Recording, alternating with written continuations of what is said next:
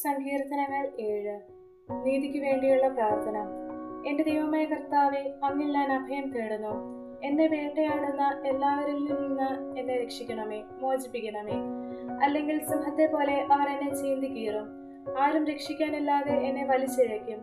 എന്റെ ദൈവമായ കർത്താവേ, ഞാൻ അത് ചെയ്തിട്ടുണ്ടെങ്കിൽ, ഞാൻ തിന്മ പ്രവർത്തിച്ചിട്ടുണ്ടെങ്കിൽ, ഞാൻ എന്റെ സുഹൃത്തിനും തിന്മ പ്രതിഫലം കൊടുത്തിട്ടുണ്ടെങ്കിൽ, അക്കാരണമായി ശത്രുവിനെ കൊള്ളയടിച്ചിട്ടുണ്ടെങ്കിൽ, ശത്രു എന്നെ പിന്തുടർന്ന് കീഴടക്കിക്കൊള്ളട്ടെ.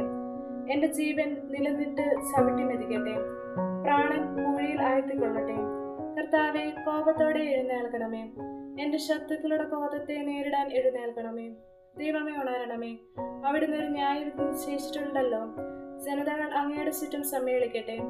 അവർക്ക് മുകളിൽ ഉയർന്ന സിംഹാസനത്തിൽ അവിടുന്ന് ഉപവിഷ്ടനാകണമേ. കർത്താവ് ജനതകളെ വിധിക്കുന്നു. കർത്താവ് എന്റെ നീതിനിഷ്ഠയും സത്യസന്ധതയും ഒത്തവിധം എന്നെ വിധിക്കണമേ.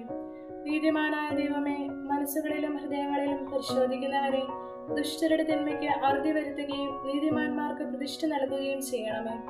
ഹൃദയ നിഷ്കളങ്കതയുള്ളവരെ രക്ഷിക്കുന്ന ദൈവമേ, എന്റെ പരിച ദൈവം നീതിമാനായ ന്യായാധിപനാണ്.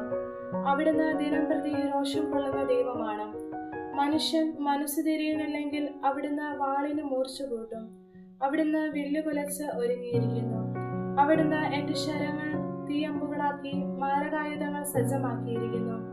ഇതാ, ദുഷ്ടൻ തിന്മ ഗർഭം ധരിക്കുന്നു, അധർമ്മത്തെ ഉദരത്തിൽ വഹിക്കുന്നു, വഞ്ചനയെ പ്രസവിക്കുന്നു. അവൻ കുഴി കുഴിക്കുന്നു, താൻ കുഴിച്ച കുഴിയിൽ താൻ തന്നെ വീഴുന്നു.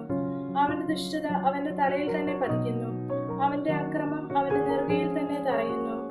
കർത്താവിന്റെ നീതിക്കൊത്ത് ഞാൻ അവിടത്തേക്ക് നന്ദി പറയും.